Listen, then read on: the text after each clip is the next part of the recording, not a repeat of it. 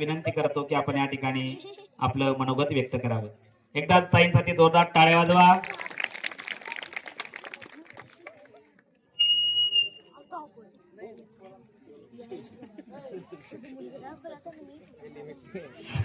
सन्माननीय विचारमंच, उपस्थित सर्व गावकरी, लहान माझे भावंड, मित्रमैत्रिणी, आवाज येतोय?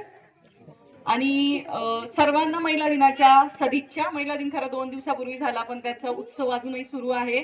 आणि मला खरं आनंद याचा आहे की आपण सण खूप साजरे करतो. दिवाळी आहे, ईद आहे, आखाजी आता येईल, आषाढीची यात्रा होते, पण महिला दिन गावकऱ्यांनी येऊन साजरा करणं हे पहिल्यांदा बघते. तर सगळ्या गावकऱ्यांचं मला खूप कौतुक या ठिकाणी वाटते आणि आपल्या भागात तरी मी पहिल्यांदाच बघते. मी तुम्हाला एक गोष्ट सांगते, महिला दिन म्हणजे काय वगैरे हे आपण नंतर बघू. मी तुम्हाला गोष्ट सांगते. आपल्याच भागातलं एक गाव आहे, त्या गावात काही वर्षांपूर्वी एका घरी 2 मुली जन्माला आल्या. समजते? 2 मुली जन्माला आल्या. जेव्हा दुसरी मुलगी झाली तेव्हा सगळ्या गावाने असं म्हटलं, नातेवाईकांनी असं म्हटलं की मुलगा पाहिजे, पोरींवर काय होईल, पोरी थोडी तुम्हाला सांभाळणार आहे. पण त्या मुलींच्या वडिलांनी असा निर्णय घेतला, नाही, मला तिसरं अपत्य नको, कारण जर मुलगा झाला तर माझ्या मुलींवर अन्याय होईल. मी जरी भेदभाव केला नाही तर आजूबाजूचे लोक भेदभाव करतील, मुलांना महत्व देतील आणि माझ्या मुलींना कमी महत्व देतील. आणि म्हणून त्यांनी निर्णय घेतला की आपल्याला 2च मुली पाहिजे. बरं, जसं जशा मुली मोठ्या व्हायला लागल्या तसं तसं ते त्यांना संधी द्यायला लागले की गावामध्ये कुणीच पोहायला जायचं नाही धरणावर. गावातल्या त्या पहिल्या मुली होत्या ज्यांना त्यांचे वडील पोहायला घेऊन गेले धरणावर. सगळ्या गावाने शिव्या दिल्या की पोरी कुठे झपाल जातात, काही बी करतो हा माणूस, पोरींना झपाल घेऊन जातो. ते म्हटले की नाही, माझ्या मुली म्हणजे माझ्या मुली मुलांसारख्याच आहे, मुलगा आणि मुलगी मी असा फरक करत नाही. मग त्या मुली थोडं थोडं मोठे व्हायला लागल्या अजून. मग गावामध्ये एक गणपती मंडळ नावाची संकल्पना असते, माहितीये? कोणाचं असतं गणपती मंडळ? मुलांचं की मुलींचं? मुलांचं असतं की नाही? मुलींचं गणपती मंडळच नसतं.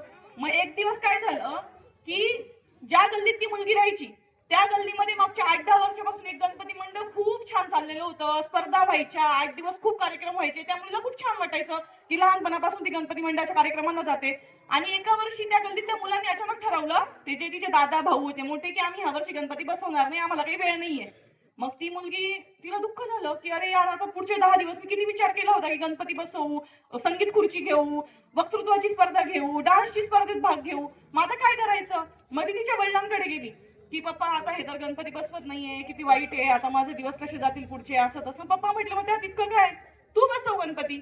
मग त्या मुलीला प्रश्न पडला की अरे, मी कसं काय गणपती बसवायचा? गणपती तर मुलं बसवतात, गणपती मंडळ मुलीचं थोडीच असतं. तिचे पप्पा म्हटले, असं नसतं, गणपती मंडळ मुलींचं पण असू शकतं.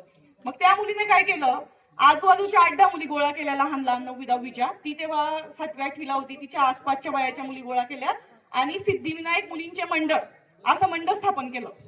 त्याचं एक वहीवर पेजवर लिहिलं आणि प्रत्येक घरात जाऊन 10-10 रुपये मागितले. 5 रुपये, 10 रुपये, 1 रुपया द्या दादा, आम्ही गणपती बसवतोय. मग गणपती आणला. मग आता तर स्पर्धा घ्यायची आहे, मग आता तर गोष्टी लागतील.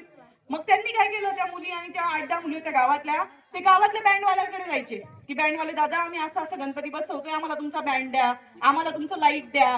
ते सहकारी सोसायटीमध्ये जायचे, तिथे त्यांना म्हणायचे की आम्हाला खाली अंधायला काहीतरी द्या. ते हे दादा होते तेव्हा फोटोग्राफर, ह्या दादांकडे जाऊन बसायचे की दादा, आम्हाला सीडी मध्ये भरून द्या, गाणी भरून द्या आमच्या सांस्कृतिक कार्यक्रमाला. आणि असं करत करत त्या मुलींनी 5 वर्ष गणपती मंडळ चालवलं. आणि त्या मुलींनी जे गणपती मंडळाचे कार्यक्रम केले, त्या कार्यक्रमाला 1000-2000ची पब्लिक असायची. मग ते गणपती मंडळ चांगलं चाललं. मग तरी पण लोक बोलायचे की काय हे मायबापा काही कळत नाही, पोरींना कुठे बी पाठवतो, काही बी करायला लावतो हा माणूस. मग 10वी नंतर त्या मुलीने ठरवलं की मला पुण्याला शिक्षणाला जायचंय. तेव्हा मात्र गावातले सगळे लोक विरोधात गेले, एवढ्या दूर पुण्याला पाठवायचं. आणि तेव्हा आता सारखा काळ नव्हता ना, सगळ्याच मुली पुण्या मुंबईला जात आहे. मी ही गोष्ट सांगते 2013ची. पुण्याला एवढं दूर पाठवताय, घरी तर काहीच नाही, परिस्थिती नाहीये, मजुरी करतो तिचा बाप, आणि कशाला पोरींचे एवढं लाड करायचे, लग्न लावून दिलं तर बरं. पण तिच्या वडिलांनी सांगितलं, तुला शिकायचंय, तुला जे शिकायचंय तू ते शिक, आणि शिक्षणाला पैशाचा अडथळा येत नाही, शासनाच्या योजना आहेत, एनजीओज आहेत, मदत करतात, तू बाहेर पड. ती पुण्याला गेली. पुण्यावर ना ती 5 वर्ष ती पुण्यात राहिली. पुण्यावर नंतर ती बेंगलोरला गेली. जेव्हा ती बेंगलोरला शिकायला गेली तेव्हाही लोकांनी शिव्या घातल्या की एवढं दूर पाठवलं, ह्या माणसाला काही खरं कळत नाही, लग्न लावून द्यायला पाहिजे होतं. नंतर बेंगलोरवरून आल्यानंतर तिने जॉब केला 3-4 वर्ष. नंतर ती लंडनला गेली. लंडनला जात होती तेव्हाही लोक म्हटले की काय बाबा एवढं दूर पाठवायचं, कसं काय करायचं. पण हळूहळू लोकांनी काय केलं, जे लोक तिच्या आई वडिलांना एवढे दिवस बोलत होते की ह्या पोरींना कसं वाढवताय, कसं कुठेही पाठवताय एवढ्या दूर दूर, तेच तेच लोक गावातले आज त्यांच्या आई वडिलांचं कौतुक करतात. ती मुलगी कोण आहे? मी. तुमच्या समोर उदाहरण आहे. माझी बहीण आणि मी आमच्याच गोष्टी मी सांगितली. मी काही दूरचं सांगितलं का? इतिहासाचं सांगितलं का? नाही. इथे मुलींचे पालक बसलेले आहेत, त्यांना मला हे सांगायचंय, तुम्हाला खूप भीती घालतील लोक. पोरी पळून जाता, पोरींचं काय खरंय, कोणीतरी वाकड्या नजरेने पहा. तुम्हाला एक सांगा, जेव्हा आपल्या घरात चोरी होते तेव्हा हे पोलीस मॅडम आहे तिथे, मॅडम पण सांगतील की चोरी होते तेव्हा चोराला तुम्ही मध्ये डांबता की आमच्या घरात चोरी झाली आम्हालाच मध्ये डांबाल? चोराला डांबाल की नाही? मग जर एखादी मुलगी बाहेर पडली आणि तिला जर एखाद्या मुलाने छेडछाड केली तर तिचं शिक्षण काय बंद होतं? उलट त्या मुलाला तुम्ही शिक्षा दिली पाहिजे, त्याला विचारलं पाहिजे. आता सतत असं म्हटलं जातं की बाईने सावित्री व्हावं, बाईने सावित्री सारखं जगावं, बाईने सावित्री सारखं लढावं. आता असं झालंय की सावित्री झाल्यात घरोघरी आणि ज्योतिबाचा शोध जारी. सावित्री बाहेर पडली, सावित्री घरचंही करते, सावित्री बाहेरचंही करते, पण ज्योतिबाला शिकवायचं आपण राहून गेलेलो आहे. त्या ज्योतिबाला शिकवायचं काम कोण करेल? प्रत्येक ठिकाणी जेव्हा आपण आपल्या मुलीला टोकतो घराच्या बाहेर पडताना की बाई असं वागू नको, बाई बाहेर पडशील तर ओढणी नीटच घे, खाली मान घालून चाल, तिथे पोरांचा घोळका उभा राहतो, त्यांच्यात जात नको जाऊ, आणि ह्या गल्लीने जात जा, त्या गल्लीने जात जा, वर बघत नको जाऊ, मोबाईल नीट वापरत जा. ह्याच सूचना आज आपण आपल्या मुलांना द्यायची गरज आहे. तेव्हा ज्योतिबा जन्माला येतील. सावित्री तर घरोघरी जन्माला येतातच आहेत. बायांमध्ये आता ती म्हणजे आपण म्हणतो ना, ती धमक आली आहे की त्या सावित्री होतील, त्या जिजाऊही होतील. जिजाऊनी त्या काळी सती प्रथा नाकारली.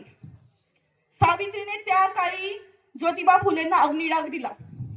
आज आपण आजही आपल्या स्त्रियांना समाज म्हणून जेव्हा त्या पुढे काहीतरी करायला जातात तेव्हा 4 प्रश्न विचारतो. त्यांचं जे म्हणणं आहे त्याच्यावर प्रश्नचिन्ह उपस्थित करतो की ही बाहेर चालली म्हणजे हिचं काहीतरी असेलच, ही रिकामचोटच आहे, ही असं ही तसं.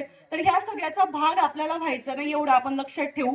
आणि मुलींनो, तुम्ही खूप स्वप्न बघा. तुम्हाला कुणीही सांगेल की बाईची जाते, पोरींचं काय असतं. म्हणजे मी जेव्हा पुण्याला शिकत होते तर तेव्हा माझा एक चुलत मामा घरी येऊन माझ्या आईला असं म्हटलं होतं, आईला काय करायचं एवढं शिकवून, चुलन मुलंच तर करणार आहे, चुली जोस्त बसायचंय शेवटी. मला पण राग यायचा, पण आपण आपली हिंमत हारायची नाही.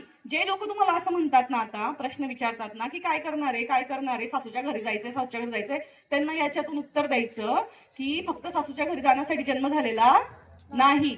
आता इथे पोलीस मॅडम आहेत. काही वर्षांपूर्वी मुलींनी पोलीस व्हावं हे स्वप्न तरी होतं का? नाही. मुली सैन्यात जातील असं वाटलं तरी होतं का? पण जातायत की नाही. त्याच्यामुळे आपण स्वप्न बघायचे आणि छोट्या छोट्या गोष्टी करायच्या, अभ्यास करायचा भरपूर.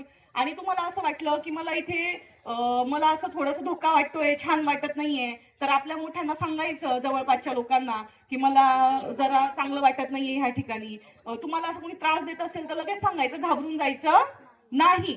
तुम्ही एकमेकांना मदत करायची, मैत्रिणी चर्चा करायची, इतक्या छोट्या छोट्या गोष्टी करायच्या आणि पालकांनी त्या पोरींच्या पाठीशी उभे राहायचं. ह्याच गावातून सावित्री होईल, ह्याच गावातून जिजाऊ होईल. आपल्याला दूरचे उदाहरण द्यायची गरज नाही. आणि महिला दिनाच्या वतीने सदिच्छा देताना मी हेच अपेक्षा व्यक्त करेल की एका मुलीचं किंवा एका सावित्रीचं उदाहरण सांगून आपण वर्षानुवर्ष काढतोय, तर ते आता व्हायला नको. सावित्रीची आठवण ठेवताना जशा आता इथे 10, 15, 20 महिलांचा आपण सत्कार केला, त्या महिलांची संख्या वाढायला पाहिजे. आणि समाज म्हणून आता इथे सरपंच मॅडम आहेत, तर आपल्याकडे आरक्षण तर आलं सरपंच पदाचं, आपल्याकडे राजकारणात आरक्षण आलं, पण अजूनही सगळी सत्ता पुरुषांच्या हातात आहे. सरपंचपती सगळं बघतात, ते हळूहळू कमी करायला पाहिजे. महिलांनी स्वतःच्या हातात सत्ता घेतली पाहिजे, स्वतः ग्रामसभेत मांडणी केली पाहिजे, एवढंच मी म्हणेल. आणि सगळ्यांना सदिच्छा महिला दिनाच्या. तुम्हाला बोर झालंय का? नाही ना? हा, बोर झालं असेल तरी आता मी तुमची माफी मागते त्यासाठी. काही गोष्टी शब्द काही तुमच्या वयाच्या मानाने मोठे होतात, त्यासाठी मी आधीच तुमची माफी मागते. आणि मला इथे बोलवलं त्यासाठी तुमच्या सर्वांचे, पत्रकार संघाचे, स्वामी समर्थ केंद्राचे आणि इथल्या सगळ्या गावकऱ्यांचे मी मनपूर्वक आभार मानते. आपण बोलत राहूयात, एका दिवसाने बदल होत नाही. हळूहळू आपल्या पुढच्या पिढीशी इथल्या आयांची जबाबदारी आहे, इथल्या वडिलांची जबाबदारी आहे की आपल्या मुलींशी आणि आपल्या मुलांशी बोलत राहूयात. धन्यवाद.